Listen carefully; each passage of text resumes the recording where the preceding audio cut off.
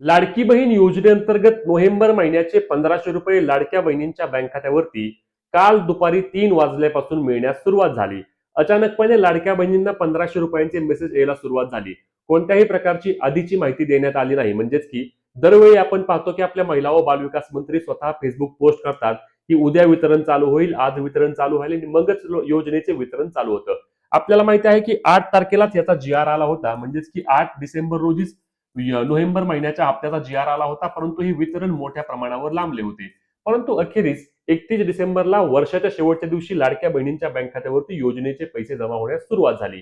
आता या नोव्हेंबर महिन्याच्या हप्त्याबाबत विविध शंका लाडक्या बहिणींच्या मनात आहेत.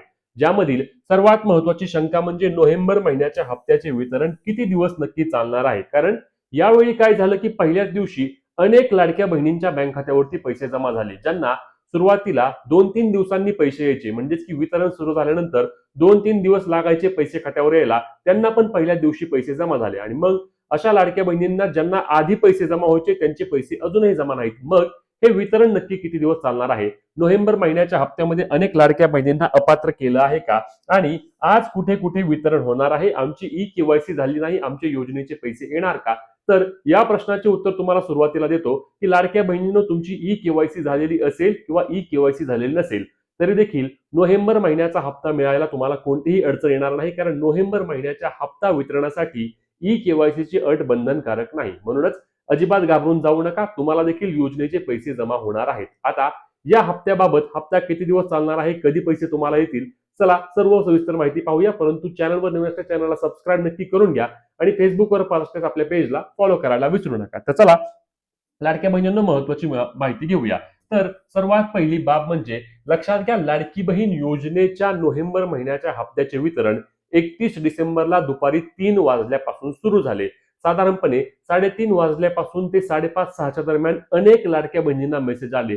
धडाधड खटाखट योजनेच्या हप्त्याचे वाटप सुरू होऊन 1500 रुपयांचा मेसेज लाडक्या बहिणींना पडण्यास सुरुवात झाली. अनेक लाडक्या बहिणींच्या बँक खात्यावरती 1500 रुपये जमा झाले आणि मग बहिणींनी पाहायला सुरुवात केली की 1500 रुपये नक्की आलेत कशाचे, आणि ते समजलं की लाडकी बहीण योजनेचे वितरण सुरू झालेले आहे. आता या योजनेचा सर्वात मोठा टप्पा हा आज पार पडणार आहे. आज 1 जानेवारी रोजी लाडकी बहीण योजनेअंतर्गत अनेक लाडक्या बहिणींचे पैसे जमा होणार आहेत. कारण आज बँका या 3 टप्प्यांमध्ये वितरण करणार आहेत. सकाळी 11 वाजल्यापासूनच लाडक्या बहिणींच्या बँक खात्यावरती आता योजनेचे पैसे जमा होण्यास सुरुवात होईल. 11 वाजल्यापासून मेसेज येतील आणि साधारणपणे आज संध्याकाळी देखील 7-8 वाजेपर्यंत अनेक लाडक्या बहिणींच्या बँक खात्यावरती योजनेचे पैसे जमा होणार आहेत. आता यामधून ज्या महिलांना 1 तारखेला पैसे येणार नाहीत त्या महिलांना 2 जानेवारी रोजी योजनेच्या हप्त्याचे वितरण होईल आणि 2 जानेवारी हा अंतिम दिवस असेल.